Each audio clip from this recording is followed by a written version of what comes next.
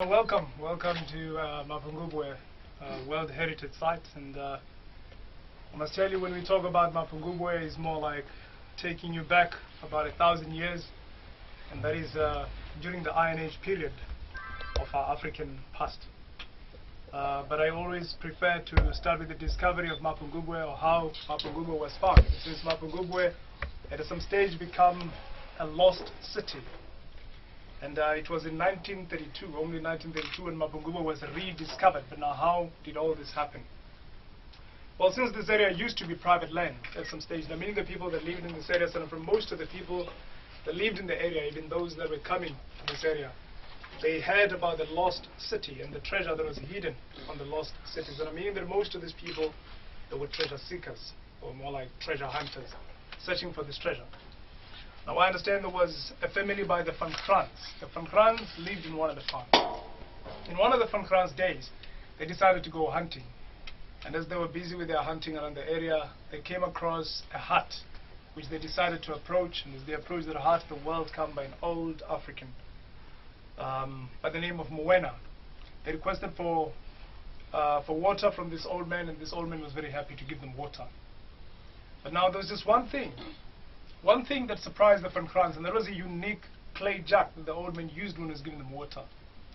Well, it surprised them, since it was not similar to the local ones. So now the Van Krans became curious. They wanted to know exactly where this old man found the clay jug. They started asking the old man, even asked if he could give it to them. But now this old man refused and would not even want to tell them where he found it. Well, I understand they kept on trying to convince him. That is, up to an extent they gave him silver coins. And that's when now this old man got a little bit confused, and he told them, I found it somewhere on a hill. My ancestors lived there. I'm afraid I can't show you the hill because I'm afraid of my ancestors. But still, the Van Krans wouldn't just give it up just like that. Obviously, they kept on trying to trick the old man. It got to a point where they realized that there was no by any means or by any chance they're going to convince the old man. They decided to just leave him. But now, as this Van Krans were about to leave, as they're about to go, well, I understand that's when now the cousin of this old man stood up and volunteered to show the Van Krans the hill. And of which I suppose maybe he also wanted silver coins for himself. I mean, this cousin of the old man started dishing out information. He started telling them there are diamonds, gold, pottery, which are hidden on top of the hill, even though there's no diamonds discovered from the site till today. And he even told them that the hill was chosen because they wanted the graves to be left alone.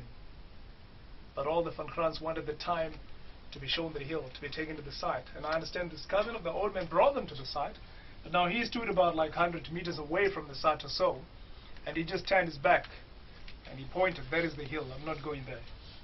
Meaning that he was as well scared of ancestors. But now the Van Krans, they would not waste time, they immediately came to the site. And as they approached the site, the world come by pieces of pottery, pot shards, fragments of bones, things like that, just scattered, just lying all over on the site, which they still are. And now that convinced them, this is the site we've been looking for. Only that we need to search for the gold and the diamonds, the treasure that we've been told about. Now they started picking up everything. They started digging with the equipments they had with them, even managed to go up there, even managed to climb the hill itself, even though it was difficult back then. Just collecting everything that they were coming across. And of which that's a rumor that some of the things were taken for personal uses. Some of this gold was even sold as far as Musina, which is the nearest town from here. But then later, is then that the matter was reported to the University of Pretoria. I mean, since Van Krans' son was a student at the University of Pretoria, and that's when now the government decided to buy the area to secure the site. And our team from the University of Pretoria was then authorized to come and do all the excavations, all the researches, which they started in 1933. And that's when they came to discover all these objects and artifacts which had been kept in the University of Pretoria since then, from the 30s until only 2011, that some of these were brought back here, and now people are able to see some of these artifacts from our new museum, which is very close to our entrance gate, which was officially opened on the 10th of September 2012. But then let me say that we today talk of Mapungubwe. I mean, it's a very special, important, or rather famous, popular World Heritage Site. It is, of course, because of its unique, cultural artifacts. And also having to mention some of the reasons, well, one of them being that Mapungubwe is a predecessor or the forerunner of Great Zimbabwe, meaning that the Zimbabwe ruins, or the kingdom of Great Zimbabwe that existed around 1300 AD, it was there because of Mapungubwe. The people moved from here to establish Great Zimbabwe. And she also said to you that it was the first time in Southern African history that there was a class distinction between the poor and the rich. I mean, with the king that isolated himself, I mean, the king that lived on top of the hill with his immediate family, and the rest of the people, ordinary people just down here. The other thing again, which is supposed to be the main reason, well, I understand that Mapungubwe is the first Southern African kingdom, meaning this is exactly where kingdomship started in Southern Africa. I mean, of all these kingdoms which are still in existence till today, this is exactly where it all started, or where it all began, in Southern Africa. So now those are just some of the reasons why Mapungubwe is so special and this important. And I was just saying, I mean, even though Mapungubwe is this famous or this popular, Mapungubwe is not the only archaeological site that we have in the area, or maybe I should say in the park itself. But I just want to concentrate on the archaeological sites that are presently, you know, strictly archaeologically linked to Mapungubwe. And we have another archaeological site that is roughly about like 7 kilometers east of Mapungubwe. Used to be that way. The site is called Zizo. That is in an area called Schroeder, but it's still within the park though. Like I said, that when we talk of Mapungubwe, we talk 1,000 years ago. Zizo was occupied from 800 AD. And that is from that period until 1030 AD, and that's when the people moved from the site Zizo for a site called K2. K2 is southwest of Mapungubwe, a kilometer from here. Basically that would be right behind these hills out here. On the other side of these hills out here, it's a site called K2. Now from the 1030 AD in K2, well, I understand that's when now kingdomship existed, and that is with the king that lived in the center, with the central kraal.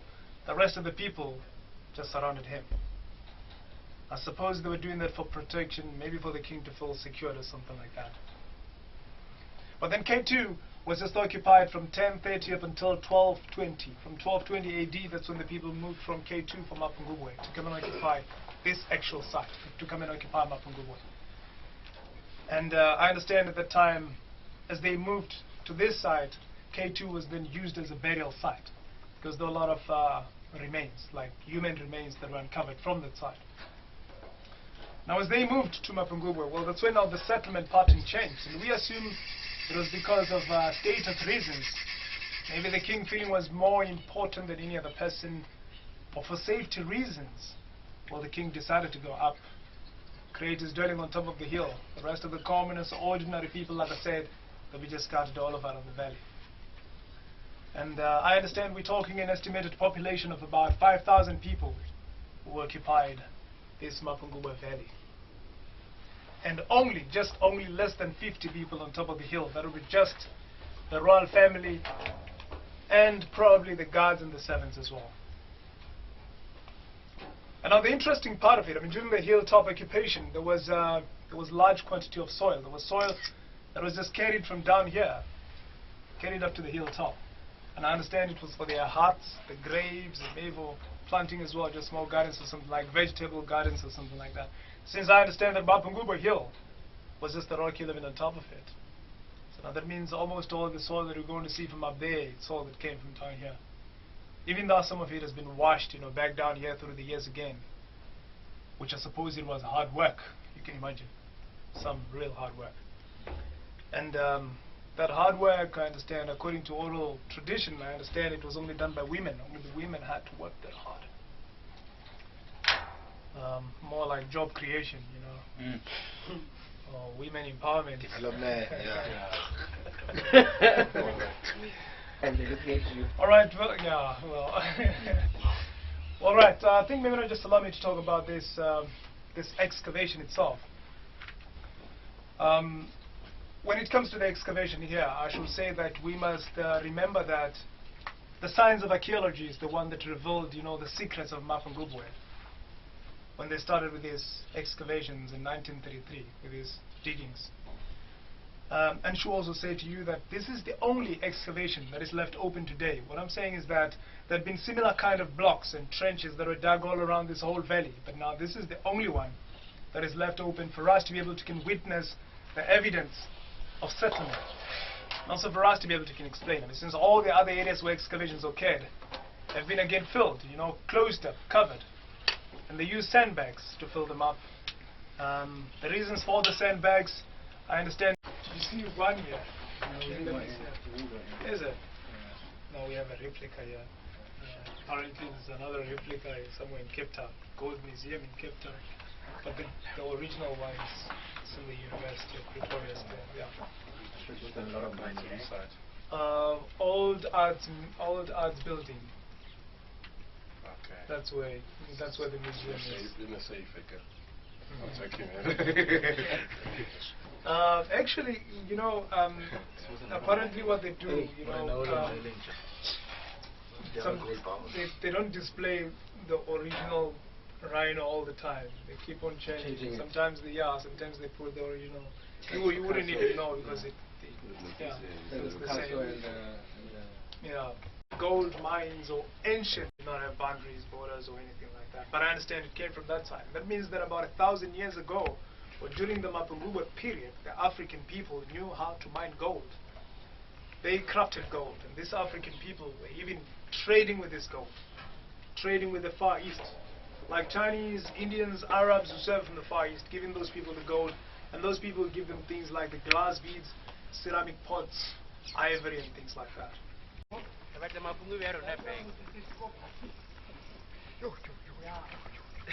So that it was not easy for the next person, just for security, yeah. Cool. Intelligent people. Yep. Yeah. Very. So, Yeah, I know. Breathing. I told you, it was like, Nice. Thank you.